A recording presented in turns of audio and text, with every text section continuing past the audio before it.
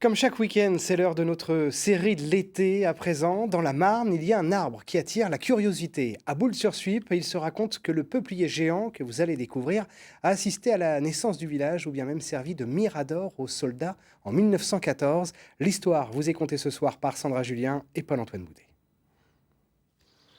Saviez-vous qu'il existe un concours de beauté exclusivement réservé aux arbres? Eh bien, ce peuplier a remporté l'an passé le titre de plus bel arbre de France. Et cette année, il a fini 9e au concours européen.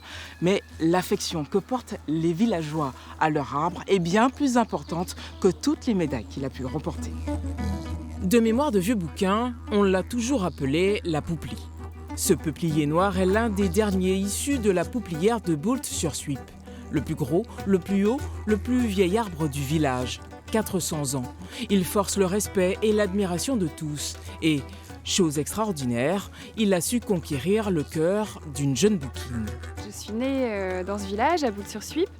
Mes parents y habitent toujours et depuis ma fenêtre d'enfant, on voit l'arbre, on voit la cime de la pouplie.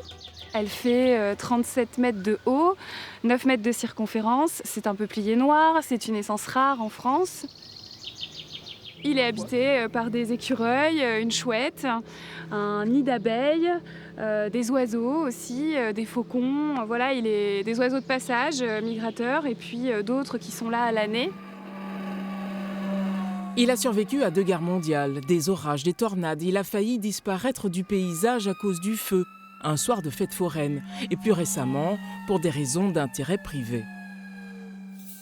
Le propriétaire du terrain, au début, ce qui l'intéressait, c'est de vendre ses parcelles, point. Donc lui, les parcelles, il n'arrivait pas à les vendre pour une raison toute simple, c'est que la pouplie, c'est un monstre pour les gens.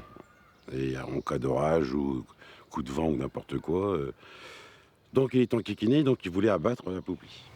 C'est la période à laquelle la pouplie est inscrite au concours du plus bel arbre de France. Ses atouts valorisés par ses défenseurs. Idée géniale, car elle remporte le trophée. Il a une valeur écologique incroyable. Les racines dépolluent l'eau. Il sert de climatiseur en été. On sait à quel point aujourd'hui nos étés sont chauds. C'est une petite maline, cette pouplie, parce qu'elle est sur une nappe phréatique. Elle est seule sur le terrain et forcément, du coup, c'est pour ça qu'elle s'est déployée de cette manière. La pouplie est depuis l'objet de toutes les attentions. Un jardin paysager sera bientôt aménagé sur le terrain qui l'entoure. Mais il s'agit aussi de la protéger et de la surveiller. Engagement pris en conseil municipal. On est tombé sur la bonne idée de mettre tous les rondins de bois, donc rendre à la pouplie ce qui lui appartenait. Ça empêche les gamins de faire des bêtises, parce qu'il est creux. Et le trou monte à 8 mètres de haut, à l'intérieur. Donc on a toujours un petit peu peur. On a pris des dispositions pour tous les 2 ans, il y a une personne habilitée qui fasse le tour de la pouplie, qui bande à l'intérieur, qui sonde. Mais rien de tout cela ne serait arrivé si la pouplie n'avait pas touché le cœur d'Amandine. Le vecteur qui a fait que j'ai réussi à le sauver, c'est l'amour. Enfin, vraiment, c'est clairement ça, quoi. Et c'est vraiment chouette d'être sensible aux vivants, aux arbres, à l'écologie. Et je pense qu'avec ça, en fait, on peut vraiment changer des choses. Et moi, c'est un peu la leçon qu'il y a de cette histoire. C'est que même seul, on peut faire bouger les choses et par amour, quoi, pour un arbre.